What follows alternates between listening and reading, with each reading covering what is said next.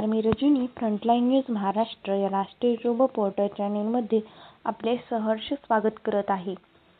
सासू-सासरा व नवऱ्याच्या छळास कंटाळून विवाहितेचा आत्महत्येचा प्रयत्न.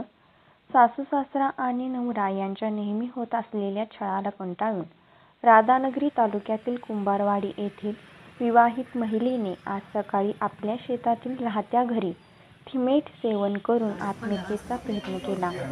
कविता साताप्पा पाटील, वय वर्ष 38 असे त्या विवाहित महिलेचे नाव आहे.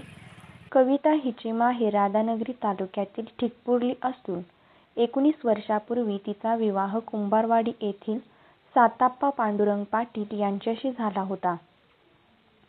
लग्नाच्या नंतर तिला 2 मुले झाल्यावर सासू-सासरा आणि नवरा यांनी छळ करण्यास सुरुवात केली. तिच्या नवऱ्याचे गावातीलच एका महिलेशी अनैतिक संबंध होते. म्हणून कविता गेल्या 6 ते 7 महिन्यांपासून सासू-सासरा आणि नवरा यांच्यापासून त्यांच्या शेतातील घरामध्ये विभक्त राहत होती. तिच्या मुलांना तिच्या नवऱ्याने आपल्याकडे घेतले आहेत. त्यानंतर मुलांनीही आपल्या आईला मारहाण करण्याचा प्रयत्न केला होता.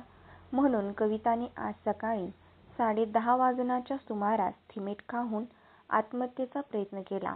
यावेळी तिने बेशुद्ध अवस्थेत 108 गाडी व तिचा भाऊ अमोल चौगले यांना फोन करून या घटनेची माहिती दिली. त्यानंतर तिला उपचारासाठी राधानगरी ग्रामीण रुग्णालयात दाखल करण्यात आले. त्यानंतर तिला पुढील उपचारासाठी कोल्हापुरातील शासकीय रुग्णालयात दाखल करण्यात आले आहे.